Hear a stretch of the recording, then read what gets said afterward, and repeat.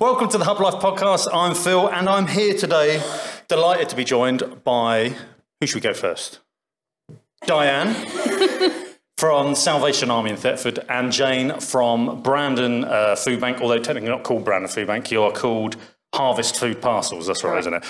Yeah, so we've been talking on the podcast for over a year now about ending the need for food bank. And so we thought, we've been talking to all sorts of people from the charity sector and other food banks that are within the Trussell Trust model as well. But we thought it'd be great and a good idea if we're going to really explore this idea of ending the need for food banks to actually include sort of food provision services that are outside the Trussell Trust. Even though they are the biggest network in the country, they don't make up, I think they probably make up about 50% of the food banks. So there's a huge amount of food banks that I think can be joining in the conversation as well, which is what tonight is about. And so you're both in the business of emergency food provision, some more than others, some like specifically food provision, others a whole host of support and things that go on in the background, and we'll open that up today.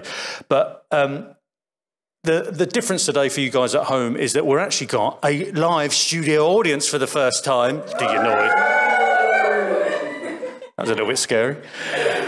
And so, yeah, hopefully we're going to have a little chat for 30 minutes or so, and then we'll open up to questions to the audience. But I do want to say as well, we did invite, there should have been 7 on the panel. We've made the table smaller. There's just 3 of us today. There were 7 hopefully going to be on the panel. A couple had to pull out last minute. They're busy, I think, giving out food instead of talking about giving out food, which I think takes a priority at this time. And so let's get straight into it. So what I want to do is, if it's okay, we'll just take the first few minutes of understanding your guys' perspective of how you do things and your principles of how your food bank operates, or your food provision service, or if it's seasonal, all that sort of stuff. So the guys at home and in the room can understand what you provide in this location. But also in that, if you could, is to try and think about, and maybe you don't have to answer that straight away, but the principles and values that actually either guide your work, but that drive you to do it. So rather than just what you do, it's perhaps why you might do it as well, or if you're in church cultures and it's part of your ethos, all that sort of stuff. So let's go to you first, because I know, Diane, you love a good chat. I do, Phil. Yes, indeed. Great to be here. And so the Salvation Army, I've been part of the Salvation Army for about 15 years now. And I've been here in Thetford for the last 6 years. And so when I arrived in Thetford, there was a cupboard that had lots of tins and things in it, and the ladies of the shop used to go and refill that every so often. And we get people coming in wanting food bank vouchers, but it might have been like 3 days until the food bank was running. And so we see ourselves more of a emergency. Yeah. Immediate. And an immediate, I literally have nothing left in my cupboard. And so I make up boxes, which I think actually came from here. I wonder where they've all gone. Spare. I think you had some spare. They came our way. But they're great for making up parcels, emergency, 2 days kind of cover. And so we have mainly sort of homeless, single people who come in. Occasionally we have families who, for different reasons, find themselves in hardship. And so to try and ensure if there's children that they're getting fresh produce and things, I actually take them shopping.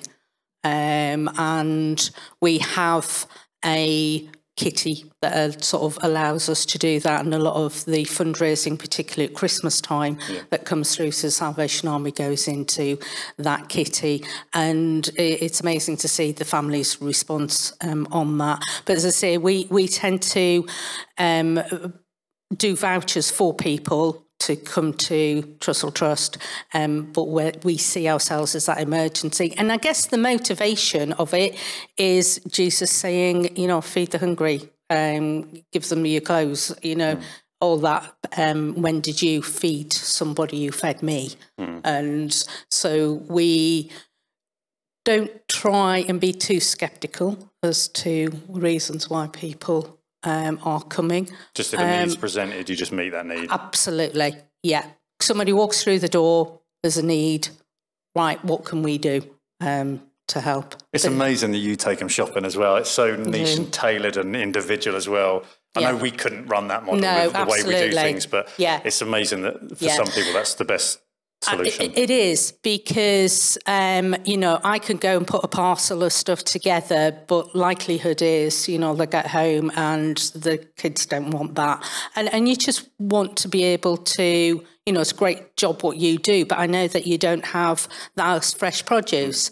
And actually for children, it's really important that we, encourage them to eat fruit and vegetables. I will just add to that many Trussell Trust food banks do that. It's just we haven't ever ventured into that just because of space, actually, and it's difficult to do it. Yeah, well, that's great. It's good overview. You finish, or do you want to carry on? No, I'll let Jayne say what they do. Because I could feel her really wanted to talk. So I could just feel it here. So, why don't you share, because this model is completely different to ours. Yours is probably more similar to our model. So why don't you explain how you guys run? Okay. And why you do it as well. Okay. So history of the Harvest Centre was, I think they had a cupboard years and years ago. I'm not sure on dates. And then they moved over to Trussell Trust. You'll know the dates better than I will because I wasn't part of the church then. It'd be about 2012. Brandon were part of the Thetford Food Bank sort of satellite, and then a few years ago. Then I come and ruined that. Okay.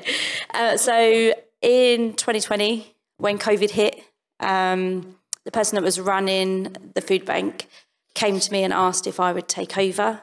Which I happily agreed to. So I didn't really have any proper training. It was a quick, here you go, this is what we do, off you go. So every week I would turn up and be there to give out food. And we would turn up and we really wasn't seeing many people come through the door. And outside of the food bank, I was talking to people and they were telling me how hard things were and how they couldn't afford food. And then I'd go on a Tuesday and sit and no one would turn up. And I was a bit concerned. And the ones that did turn up at that point were really struggling to get a voucher. And they felt like so many questions were being asked and they weren't worthy of the food. So this was really playing on my mind. And so I started dreaming about food. And I was reading the Bible and the Bible was like, are you feed the hungry?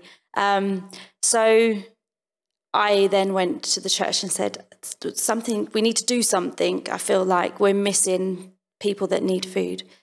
So Harvest Food Parcels was birthed. And originally, because it was so hard for people to get vouchers at that time, because it had gone to like a central call line, so where people were normally getting vouchers from, they couldn't get it, so it was a phone line. So we decided to do self-referrals, so people could self-refer once a month, and that's how we operated until just recently. So people would self-refer, they'd then turn up, we'd pre-pack, we based it on Trussell Trust, so we had roughly similar parcels. Why reinvent the wheel? Steal ideas. I went through the boxes, worked out what roughly was in them and then copied. So we then would pre-make the boxes for people when they turned up. Recently, the numbers just got crazy and people were coming from quite far out.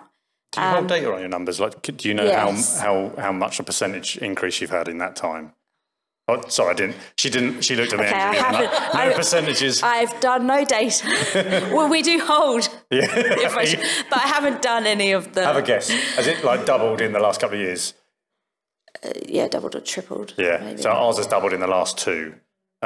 So it's probably the same. You're seeing the same sort of thing across the nation as well. Nationally, it's the same. In fact, the data comes out at the time of filming this. I think it's Monday. The national data for Trussell Trust comes out, and I'm not allowed to tell you what it is because it's under embargo. Is that the right term? Mm-hmm. Yeah. So yes, but you're seeing a big increase then. Busy. So most of our donations are from like grants, and I think the council gives us a little bit of food every now and then. And then we get out-of-date stuff from the supermarkets, which is our fresh stuff, but it's not overly fresh. So recently we've had to think, okay, the numbers are way too high. We're going to have to cut back. So we have now gone to 3 referrals, self-referrals, in 1 year. And then after that, people will need to get a voucher. And I believe vouchers are now easier to get because everywhere's now back open. Yeah, the voucher system I think does work as long as then pathways are there to be able to do it easily and quickly. But it's a crazy concept. You've got to battle as a food bank manager or someone who leads that sort of provision, in that, like you said, we've got to cut back, but the need hasn't cut back. It's just the provision of the food bank. Like, we've come to the point where we've run out of money buying food to top up our stores, and it's like the need's growing more, but our ability to meet it. And it's sort of the opposite problem you had from when you started, where you had all this food and it seemed like there's no connection to a need, and now you've got more need than you can actually fulfill. Yes. So that seems like a big problem. You're in the same boat as us.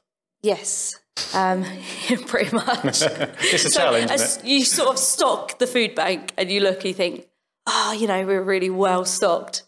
And then at the end of the session, you're like, where's all the food gone? Yeah. I thought that was going to last weeks. And that's probably a good segue then into because Trussell had gone through this journey the same as you have personally, actually, and probably the Salvation Army have done generally as well, of seeing more and more need compounded over time because of the cost of living crisis as well, is a cherry on the top of that. But like you said, having to cut back need, and what we want really is the cut back the service or limit the service. And what we really want is the Trussell Trust point is that we want to reduce the amount of need there, not just keep growing our service, because perhaps if you had the capacity or the money, you could just keep growing the service. But it sort of hit me when Trussell sort of brought the new vision out of saying, well, we can't. How long can we go on like this?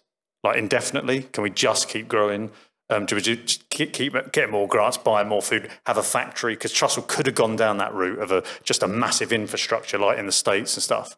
But they made the decision, actually, we want to try and tackle the problem rather than just meet the need. And I had a real big internal battle with this for a long time, because I lead a church, I'm a Christian. I'm like, I should be helping people who are in need. And I had this internal battle of what's the church's role in this, or the charity sector's role if you're secular? If churches like, yeah, shut up. But even in the charity sector, what role does it play, and what role should government play, and what role should the council play? And it's like balancing all them things. I don't even know if I can agree with myself on them things, let alone on a panel, or let alone across a nation. And so, I think we've been searching for some of the solutions about how we might tackle the actual problem or the need. And so, are there any, from your guys' perspective, anything that you guys have been seeing or think about that you envision as not an ultimate solution, but maybe some of the solutions to actually ending the need, so to reducing the number of people coming in the door just instead of reacting to them? And I know apart from the government actually paying people more? Yeah, so that is obviously one of them. Credit and minimum wage. I know it keeps sneaking up, but actually it isn't adequate.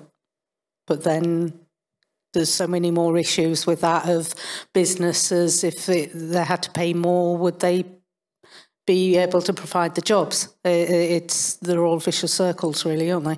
Yeah, that's why we started doing the podcast, really, because we're sort of given this task of trying to end the need for food bank, but it's such a massive thing, and it's going to take, I believe, governments making certain decisions and councils making certain decisions, but then lots of small organisations like us joining together, doing the same things or providing the same services or pointing ourselves in the same direction to actually make a big change, locally at least. And so other than an uplift in universal credit, which would take a big chunk out of the users that come to our food banks, is there any other things that you think, because we've got opinions from all sorts of people, but I want to ask people outside the Trussell Trust who lead food banks if they've got anything else that you think could be a solution to it. So I personally don't think we'll ever be able to end food banks, which I know is not Trussell Trust's vision, because the Bible clearly tells us that there will always be poor. The poor will always be with you. Right. So therefore, there'll always be people to feed. But reduce, yes. how is the million-dollar question, really. Like you say, universal credits, everything's just gone up so much that it's just getting worse, not better. And it was very noticeable during COVID when there were people getting the extra £20 and stuff a week, and how that helped people just to kind of keep a bit more on level ground.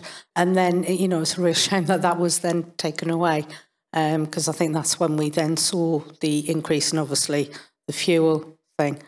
But I think the working together, I mean, and networking with others. So I know, you know, you've got CAB coming in to here, and we connect with different agencies and have drop-ins.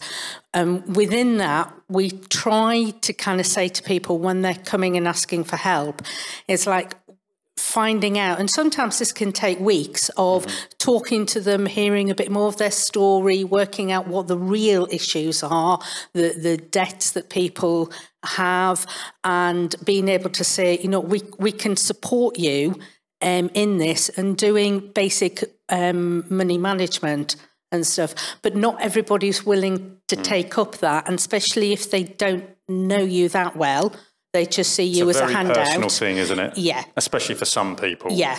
And so often that comes after we've known people for a few months, 6 months, whatever, and then they'll trust us a bit more, and they'll start opening up with what some of the life's baggage that comes the way. And I think that network within Thetford, we've got lots of different bodies who are trying to do similar work, and it is how do we support each other, merge, signpost people to the right places. But people are very proud. It's very hard for them sometimes even to knock on our door and kind of go, you know, somebody encouraged me to come. I've never done this before. I feel really sorry, you know, sorry I'm taking your resources and everything. And it's like, no, that's what we're here for. You've made, and trying to say to them, you made the right decision to come to us today. I suppose in some ways it might be harder to enter a service like you provide because it's so beautiful and unique and tailored to an individual, and you have I know you relatively well, and you have a lot of relationships. You deal with people who are in a real pickle and over a long period of time, and you see them through and hold their hand through lots of things, and that's amazing. But I suppose not the danger, but that makes it harder for people to enter into that because it's a real thing.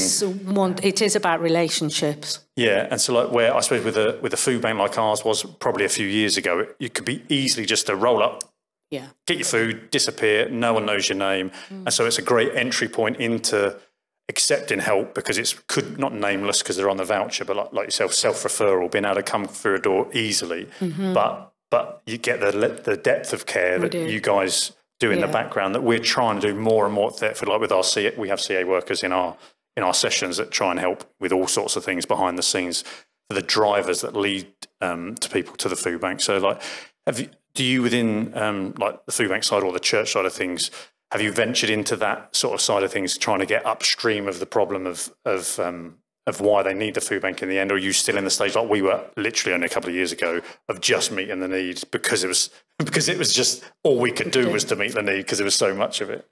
Well, originally it was like we didn't want to pry into people's lives because like it's going to take time, so you need more volunteers, more time, a better atmosphere. Although we've recently just launched 3 weeks ago a brand new room, really lovely decorated, sofas, seats, music playing. So we are venturing into trying to, you know, sit with people, talk to people more, get to know them. We signpost them to CAB, and we do have some different people come in, which I should have wrote down what they actually do from the council, to try and they can teach people different maths and all stuff like that you might know, to get them out of their situation. Something that we've been looking into is money management. possibly doing something like that to teach people how to manage money, because unfortunately it's not taught. And if you haven't had great role models, then you just don't understand how to manage money. So that's, I think that would be great. Do you see that as a long-term thing that you'd aim towards, or? I think so. I think it would be really good for money management to be rolled out across the nation, to be taught in school. Because when you do sit and talk to people, normally it is a money management, although at the minute with inflation and everything going up, I'm not sure universal credits really cuts it, no matter how good your money management is. Yeah, maths is maths, it doesn't. Yeah. But there is an element of just the pressures on families. I mean, I had a conversation with a family who we support the other day, and the eldest son had been given some money from his auntie to buy a new phone because his had broke. And during the conversation, it came out that he was still trying to get more money because he wanted an iPhone. And I sort of said, I'm nearly 60. I've never had an iPhone. I says, so we had this discussion, and I said, how about when you're working and you're bringing in the thousands, you can buy yourself an iPhone. I says, but at the moment, you've got enough money to buy yourself the bike helmet you want and a normal Android phone. And I just think the pressures, and I was sort of saying, I often say to parents, the pressures these days of having to have the latest things. How many people came extra over January because they'd spent all their money over Christmas to make sure. And January is just a huge month, isn't it? So that management, that there is so much kind of mindset that needs to be changed in society, and for people to stand up and sort of say, actually, this is what we've got to work with, and seek that help and advice as to how to balance what does come in. We also have the issue of cards. There isn't no physical money really being moved around anymore. And for children, if you look at the children going through the school system, they're not even understanding money on that level, buying their school dinners. It's all... So my concern is that generation's going to be even worse with money because they've never had to control money. They don't have the piggy banks that we used to have, and kind of you were saving your coins. So to them it's like, you can buy it, just use your card. So they don't understand. I want that iPhone, just tap that card. It's funny because some people in here might be thinking, like younger people in here might be thinking, that's just old-fashioned, move with the times, get some Bitcoin.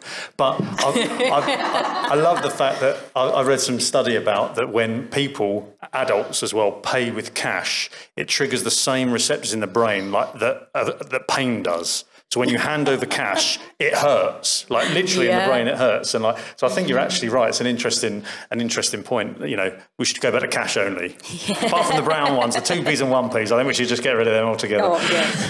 Apart from at the seaside at the and so for the longer term, because it might be very different for you guys. I don't know how it's structured at the Salvation Army, if there's a centrally driven vision or if it's delegated to the local branches of how you might want to deal with this. You guys are an independent, so it's you can just choose and do what you want to do. But we as part of a network have got a sort of a myriad of options of here's some solutions that we could get upstream and impact to try and reduce the need. And we've done a few of them things. But one thing that we're looking at next is to try and really engage people with lived experience into the food bank of how it can run and some of the services that we could perhaps provide on top. And so we had a podcast last night, we filmed one last night with a client and heard their story. And it's just, I was a bit skeptical, if I'm honest, thinking, when you're used to running things or being in charge of something, you think, well, I know how to do this and I can make decisions.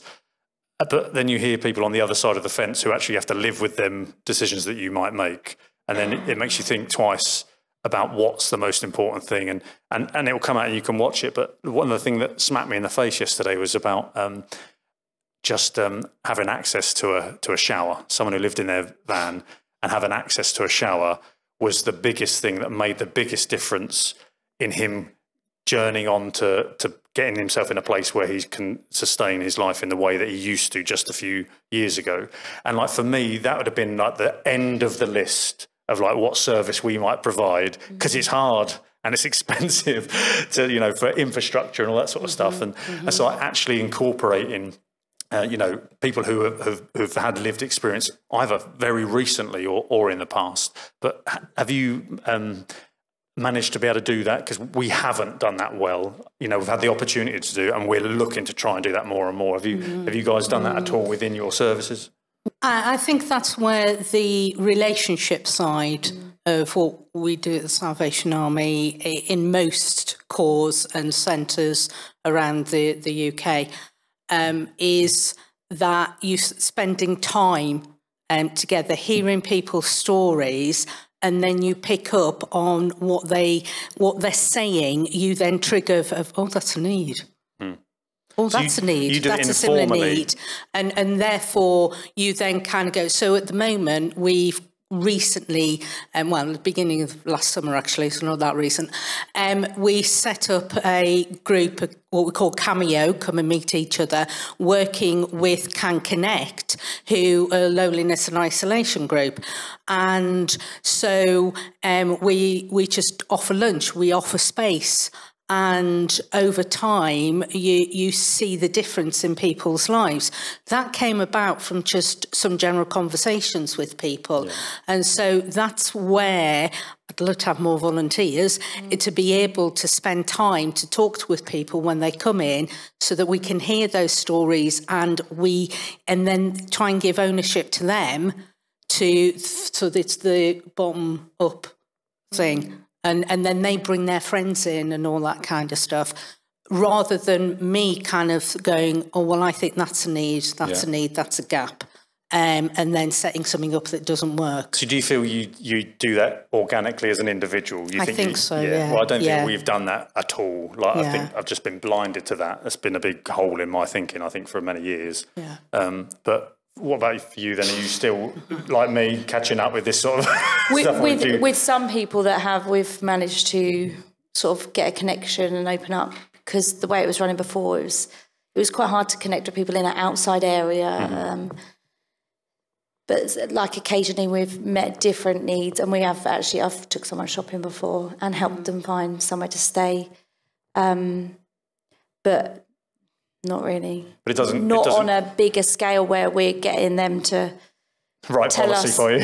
Right, Just completely change it and meet more needs. It's just, if we hear a need, it's like, but a lot of the time it's then finding volunteers to put something else in place to meet another need. That's the difficulty. Like clothes, we've started doing different clothes, but there's only so much room you can fit that is then not going to take over the food.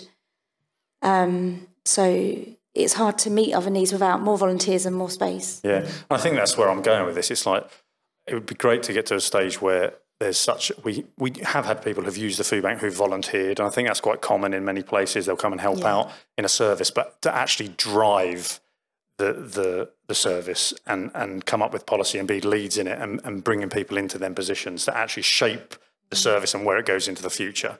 So maybe it's something that you're already doing, and you know, we're maybe playing catch up with them. I'm very aware of time, and it's hot in here, and I'm sure you want more brownie. So why don't we open it up to questions, if there are any in the... have we had any cards come in? Let's have a nose. We get a camera on Steph, maybe. Oh, no, don't. I might have brownie around my face. Oh, come on, you were meant to have done this beforehand. Matt got sucked into the questions. Hey, he hasn't read them. Just give them in and you map it. I'll give you one job, Matt. Read the questions. So this one is anonymous, and it says, to what extent has the breakdown of the nuclear family increased the need for charity provision of food? Oh, you're going to get banned on YouTube. You understand? Here we go. Is it possible to remove food bank provision where family support isn't what it used to be? I think the breakup of families has had a huge effect on many areas of policy, and just multiple houses, and, you know, means we're short of housing. And, yeah. And it's huge. Even just financially inefficient, isn't it? Correct. Just that alone would be problematic. Absolutely, and this is why you find young people who come together and start living together earlier than they necessarily would have done, because it's so much cheaper to run one household than it is two. And so you kind of reverse that with the breakup of families. You've got two households, double the fuel and everything. It's huge. Yeah, and I think from my point of view, I've got 4 kids, and parenting with 2 adults, actually 3 adults, because mother-in-law lives with us most of the time, it's hard, and it's just hard. And so I think that's a big part of it as well, being able to, you know, meet the needs, you know, and it's frowned upon to talk about it in mainstream media, that, you know, you can say that one way of being is better than others, but all the metrics suggest that I've ever seen that it's, for children, it's the best environment for them to be in for long term in every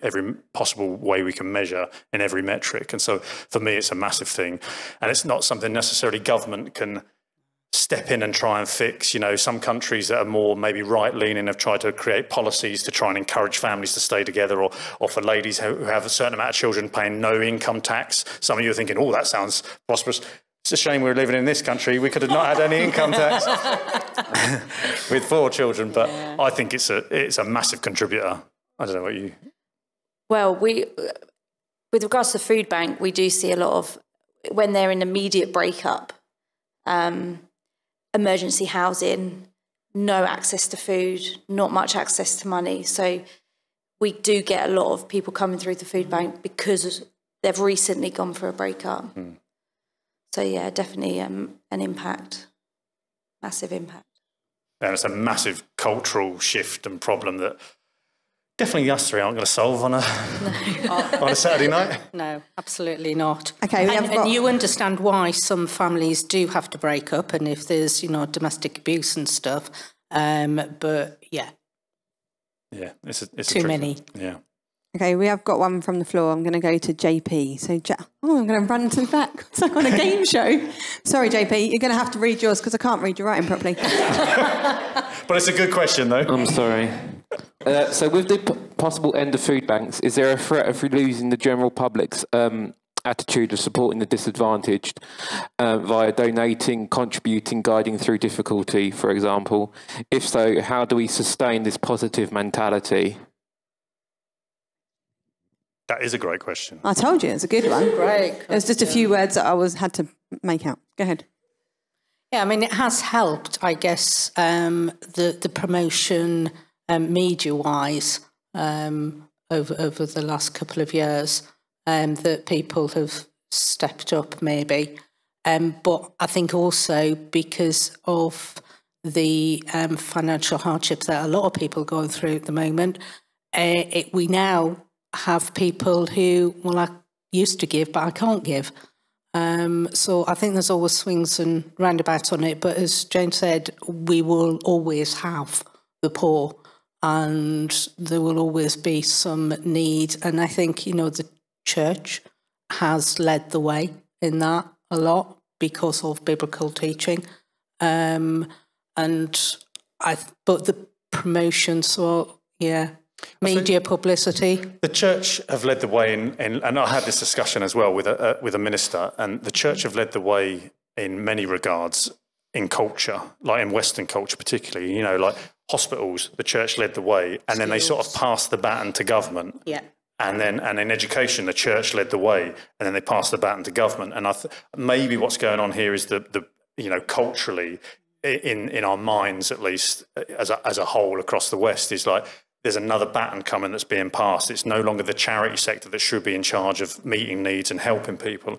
And that baton's being either not passed, but maybe thrown or grabbed from government. And depending on where you sit politically, like there's pros and cons to both sides of this argument. But I think what your question is so insightful is that as perhaps the need is reduced, maybe government steps in, maybe councils do, there's local welfare assistance schemes, and the general populace now no longer need to donate, I think there is a danger to suddenly be even further from your neighbour than we are today. You know, I think when I was a kid, everyone knew everyone on the street. You know, all the parents or adults in my street would clip me around the ear or tell my mum that, you know, communities were more tight-knit and there was sort of a responsibility for other people. And I suppose, I don't know if I'm getting your question right here, JP, but if other agencies step in instead of the general public in helping people, is that more and more so we'll think, well, I don't want to help people. Why should we? And becoming more atomised and separated as societies where we don't know each other, let alone help each other. Is that what you mean? Yeah. And so I think there is a danger to that. And I think that's, you know, that's one of the sort of things that I wrestle with constantly with this topic. Anything to add? You've answered that quite well. But as different needs change, because obviously if the need was met, there's always other needs. And I think it is the church's job to see needs and meet needs. So I do believe that the church itself will meet people's needs. If food banks sort of get passed on and they're no longer needed, the churches will have volunteers and people that can put their time into meeting different needs. No, I think you're right. I think rather than the essential needs like food and water and things like that, if they were all covered, there are lots of different social needs, aren't there, that we would know. There's a whole list that can be consumed. So I think there is a danger, but we do have to think about it when we navigate it. I think as a country, if we do ever reach or getting closer to ending the need for food bank. Have we got time for another one? We've got time for one more, and this is actually directed at you. Oh no! And you might have to give context to this. So one of our volunteers have written, question for Phil. Through your years of working with Food Bank, who has your favourite volunteer been? And why is it rich? Is what it says. Why is it rich? No, it's not rich. I'll settle this. This will be the last thing we'll talk about this, all right? On Warehouse Session, it was said on a podcast that Rich was Steph's favourite volunteer, but it wasn't said. I said that on a podcast to make him feel uncomfortable, and it was quite funny. So now they all bully him because he's like the teacher's pet, but he doesn't bring me any apples or anything like that. But who's my favourite volunteer? This one's really easy. You're my favourite volunteer, babe. Oh, Isn't that the right answer? That's the right answer. Thank you. I was dead sure he was going to say Dave, so I'm impressed. It is Dave. Before I wrap up to camera, for people who are watching at home, I want to do a really cheap plug. On June the 29th, I'm doing an ultimate trolley dash where I'm going to be doing half a marathon, moving half a ton of food from Tesco's to Thetford during our Tesco national collection thing. So it's going to be tough, but I'm doing it as a sponsored thing to raise money so we can actually finance the food bank and do all these things with buying food and keeping the lights on and all the other boring things that we have to do in the charity sector. So all that information will hopefully be in the description and stuff. If you can sponsor me, that would be fantastic. And I'll put some videos out showing you that on the day as well. So thanks for joining us for the Hublife podcast. We might see you again soon because at the minute, this is the last one we've got in the calendar. So thanks for joining us.